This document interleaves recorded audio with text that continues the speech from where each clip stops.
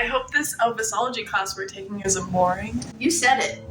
Donna, look what I found behind the teacher's desk. It's an Okoboji board. I wouldn't mess with it, Molly. Why not, Donna?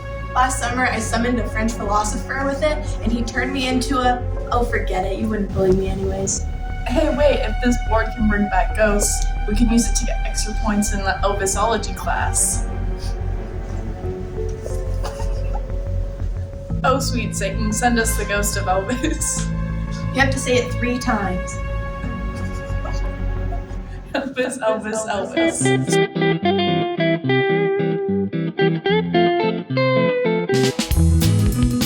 Look, I'm back in the building. Hey. Wow, you're alive, Elvis. Sugar, if I was alive, I wouldn't be the ghost. I'm just here to take care of a little unfinished business. Wow, Elvis, your drip is lit. The king don't go for none of the drag it out Beatles hippie talk. What's your unfinished business, Mr. King?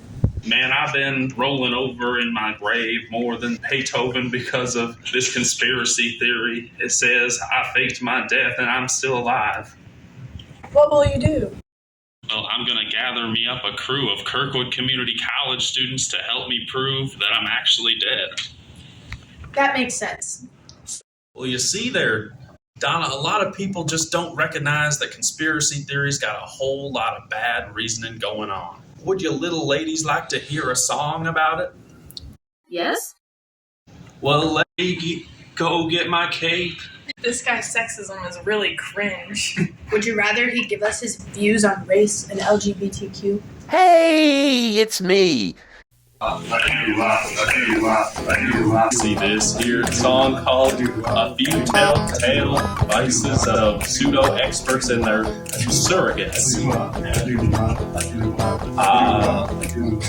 Pseudo-experts and their surrogates use reasoning that we would be unwilling to apply to analogous, relevantly similar instances and unrelated to the conspiracy.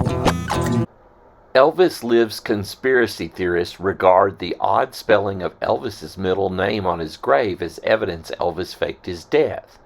But they are uninterested in regarding the odd spelling of Buddy Holly's last name on his grave as evidence Holly faked his death.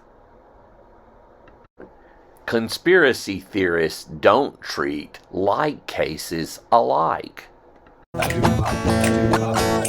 They make unjustified background assumptions that make pseudo-evidence falsely appear to be actual evidence.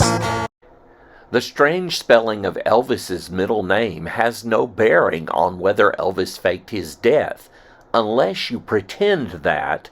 Southerners are scared to put their real names on their graves before they're really dead. You can see in the picture that Miss Deadcracker, and that's her real name, that was a babysitter I had. She's already got her name on her tombstone, even though she's not dead. It's just easier to only have the engraver come by and put the date when you die than to pull the stone and have to put your whole name on the tombstone. But the big point is there's no reason to suppose Elvis held that superstition, other than it kind of makes the gravestone seem relevant to whether he faked his death, which it really isn't. Oh my honey baby, you make the king's heart hurt. Memphis, you're out listening to the pseudo-experts. Pseudo-experts and their surrogates disregard what we call Hume's principle of plausibility. Hume's principle of plausibility, something happening that you have experienced lots of times in the past is more likely than something happening that you have never experienced. You've had some experience of somebody making up a crazy story, but you've never experienced a confirmed celebrity death hoax. Therefore, a person making up a story, in this case a story about Elvis faking his death, is more likely than Elvis actually faking his death. Pseudo-experts and their surrogates encourage us to process evidence and make judgments in ways that go beyond our expertise. The conspiracy theorist tries to tell you that you're an expert on how much copper coffins weigh, so you realize that weighing over 500 pounds is too heavy. So they must have packed a heavy air conditioner in Elvis's coffin to keep a wax dummy from melting. Pseudo-experts and their surrogates encourage us to jump to conclusions about the best explanation of the evidence is the conspiracy theory's truth, but in fact, better explanations are available.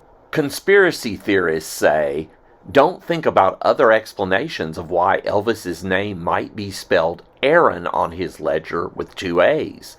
Jump to the conclusion that he faked his death as though it is the best explanation. Pseudo-experts and their surrogates encourage us to accept testimony as credible only if it supports the claim of the conspiracy theory. That is, the claim that we want to believe. Conspiracy theorists say, accept the testimony of someone who never knew Elvis who claims she saw him at a Burger King in Michigan, but reject the testimony of Elvis's friends, family, and anyone else who says he died. Well, pseudo-experts and their surrogates often ignore the ubiquitous, strong, and plentiful evidence against the conspiracy theory's claims. And here is some of that plentiful, ubiquitous, all around us evidence that conspiracy theorists ignore. Media reports of death not later retracted. The funeral itself.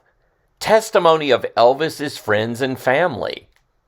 when pseudo-experts and their surrogates do confront the strong, plentiful evidence, UCTs require us to implausibly widen the scope of the conspiracy to apparently explain away that evidence.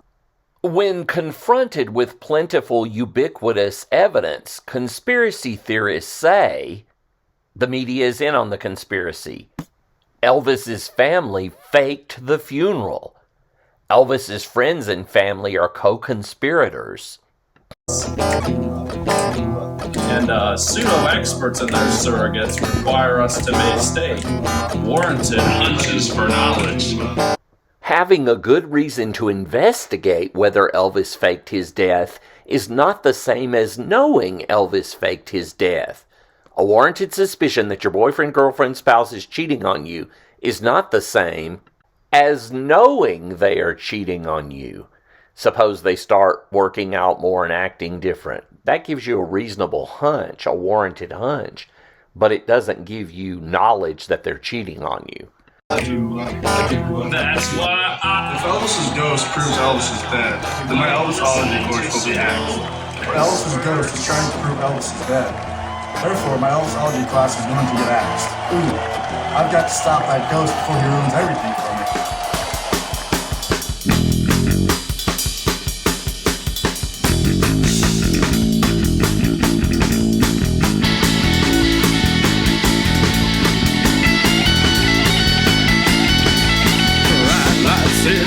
Set my soul, it's gonna set my soul on fire.